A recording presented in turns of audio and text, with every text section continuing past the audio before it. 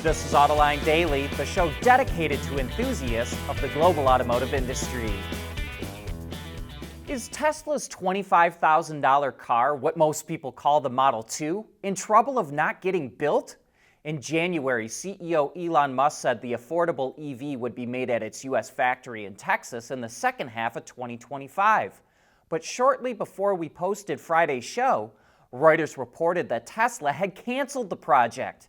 It cited two company sources who attended an employee meeting about the plans and reviewed internal messages that talked about the program's cancellation.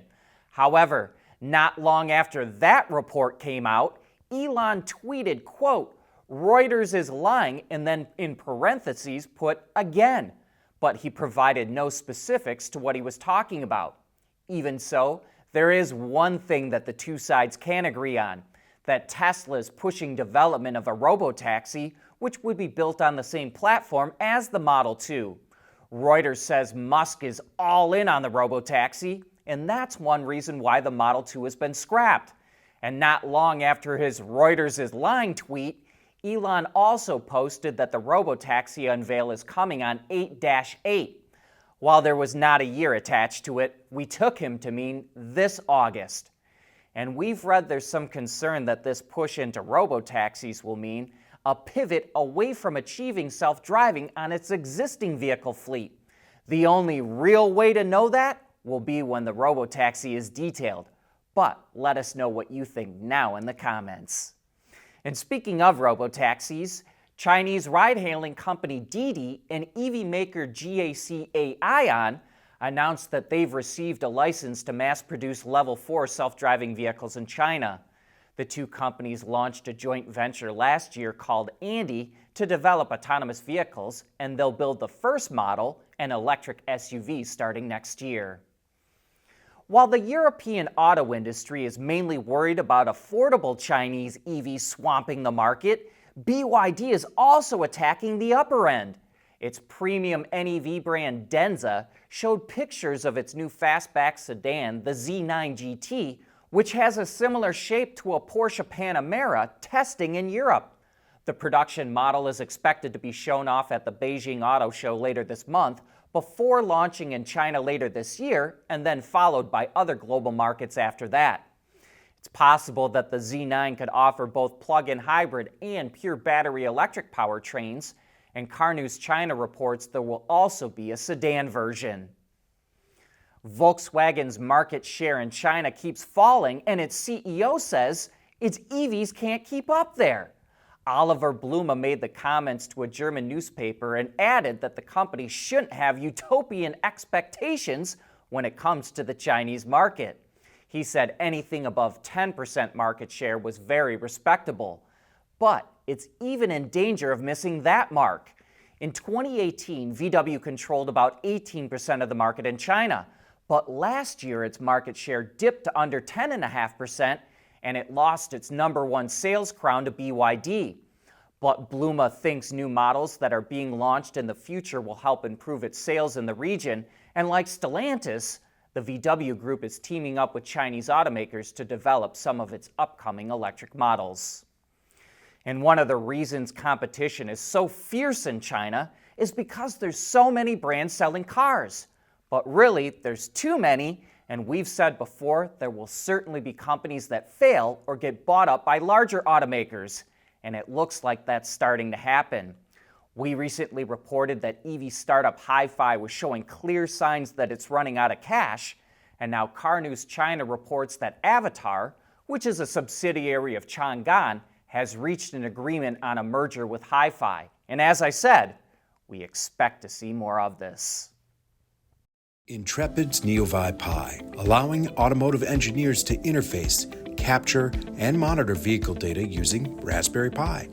As a matter of fact, it's the automotive industry's first robust platform for Raspberry Pi, featuring Intrepid CAN-FD technology and Raspberry Pi Compute Module.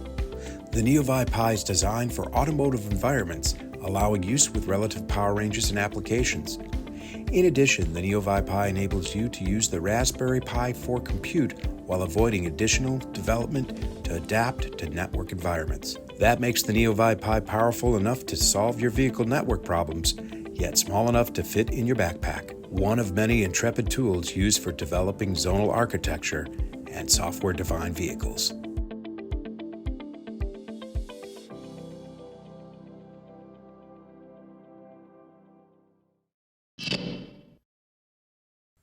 Hyundai and Kia just signed a deal to produce EV batteries in India.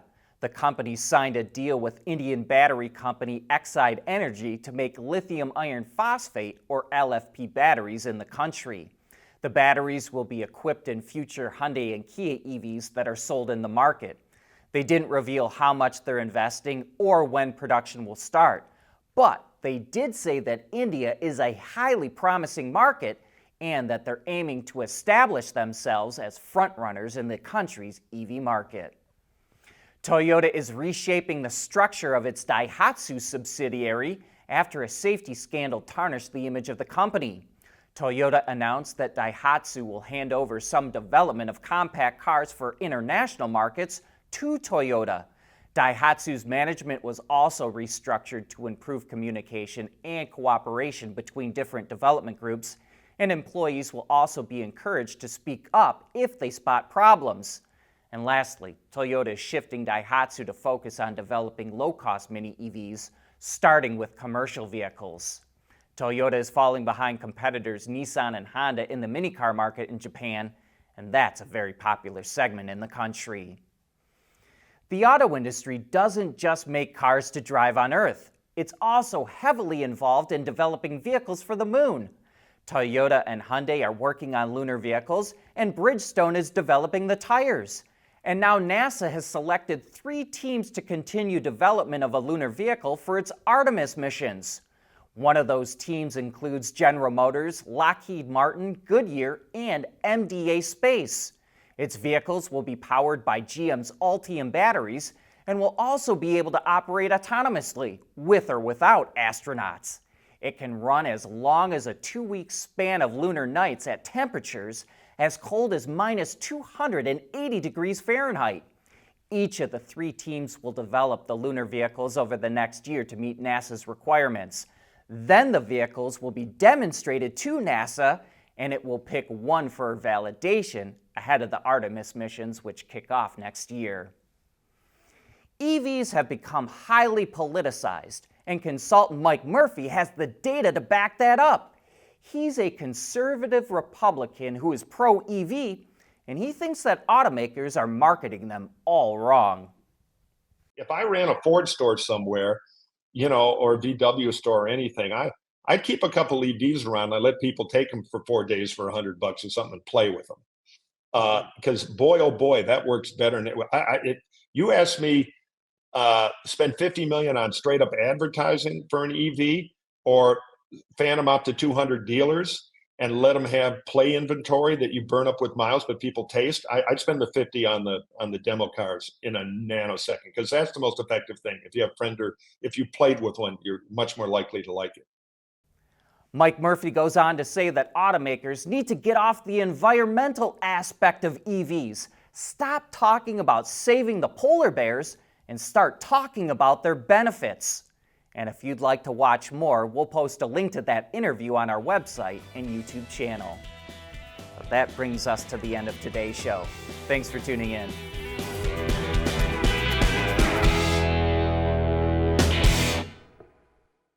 Autoline Daily is brought to you by Bridgestone, solutions for your journey, and by Intrepid Control Systems, over-the-air engineering. Boost your game.